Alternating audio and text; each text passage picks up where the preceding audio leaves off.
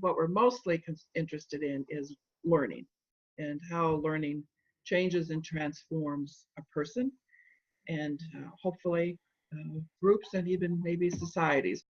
And I've long thought that we barely, as educators, we barely scratch the surface of what learning is really about and what it takes for someone to learn and to change. And I think we're really getting some, I think, profound insight into that. There are these wonderful pockets of interest in expanding what we understand about the brain and learning. And for many people who just don't want to sit down and read anatomy and physiology, we feel like our capacity to translate is valuable. And not only to translate the literature, but then to add to that, okay, good.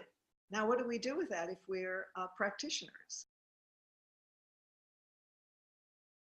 We are hugely captivated by our existing understandings. And it's clear that people are simply not able to hear that which does not already conform with what they already believe. We have to change what we're doing in order to really, really meet the demands of the adult brain. In fact, the language of the brain is analogical.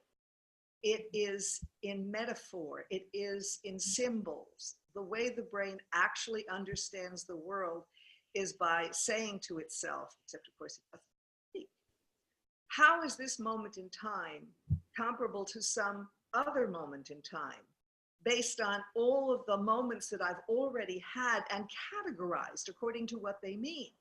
So the brain makes meaning by figuring how is this like that, which is what we mean by analogy. And it's embodied because everything we come to understand is based on a lifetime of experiences that we have throughout our body, not just from the neck up, and that form these networks of association that in fact tell us how the world works, and that in fact are the basis for our learning anything new. When we as educators want to be most effective, particularly in challenging some of those existing ways of knowing and understanding, because let's face it, as adults, we have a lot of opinions about how it is. But to really learn something new and to be able to literally change your mind, it is more effective not to come at this simply through words, but through experiences that speak to the brain in this analogical and embodied way. The more we get into this, the more we realize the huge implications of this. Certainly, what we came to realize and appreciate was the power of symbols and images and movement, and all of this kind of falls under embodiment. What I've learned especially is how important it is for movement and playfulness to be part of what adults like that, just like children. So adults like that, and you can really use those activities as a living metaphor for some of the ideas and concepts that to talk about later. I think one of the things that we've learned about that is to start with the experience and then have people notice how they're feeling. How are they feeling, and where are they feeling it in their body? Where's the and then to be more patient about before we really move into, oh, so what does this mean, and how does this connect to this concept or this theory, or whatever the material is that we're talking about. And I find that the the students or the faculty, when we do faculty development workshops, when they're able to begin to connect feeling with the cognitive part, that is where the ahas are more likely to happen. There's a tendency for educators to say, okay, here's our experience, now reflect. What does that mean? We've come to appreciate both the building in time, more time for the reflective process, and appreciating how difficult it is, how demanding, how taxing it is for the brain to really take in new feelings and new information.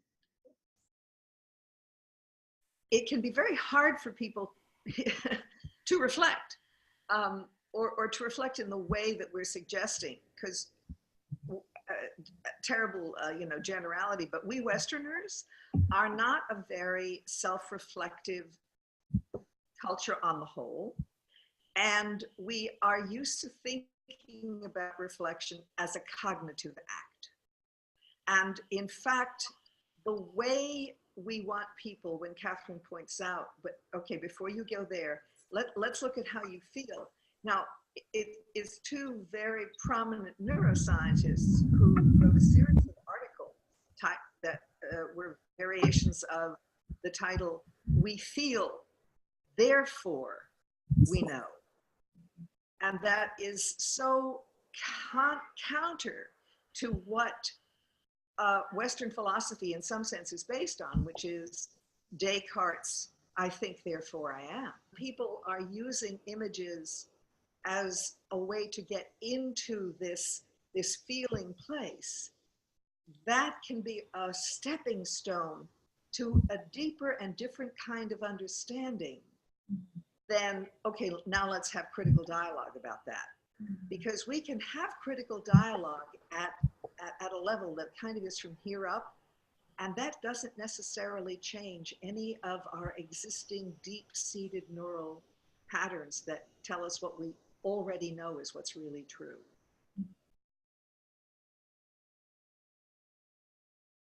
I have been, for many years, quite focused on individual learning, learning and development.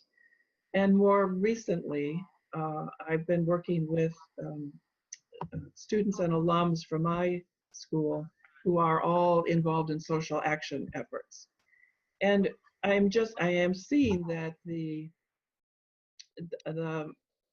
use of metaphor and analogy and embodiment, when done collaboratively, is really making a difference in terms of how people are coming to understand the nature of the work that they're trying to do, and also appreciate the people with whom they're trying to provide some service. Let's remember that we have built up this whole network of knowing and knowledge over a lifetime, and we are committed to it.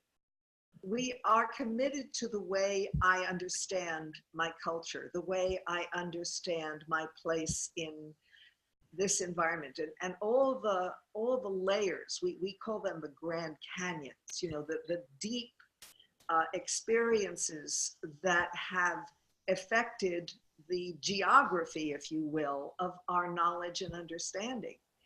And there's nothing wrong with having done that. And that's what has made us who we are and what we're capable of. And yet, if we are to sort of transcend the understandings that we acquired in the first 3 or 4 decades of our life, that will enable us to see the world anew, that will enable us to make those new kinds of decisions that we weren't capable of making earlier. But now that's where we have the potential, for example, for social change. And it becomes the possibility to really reach out in new directions and to imagine a future that we haven't yet experienced.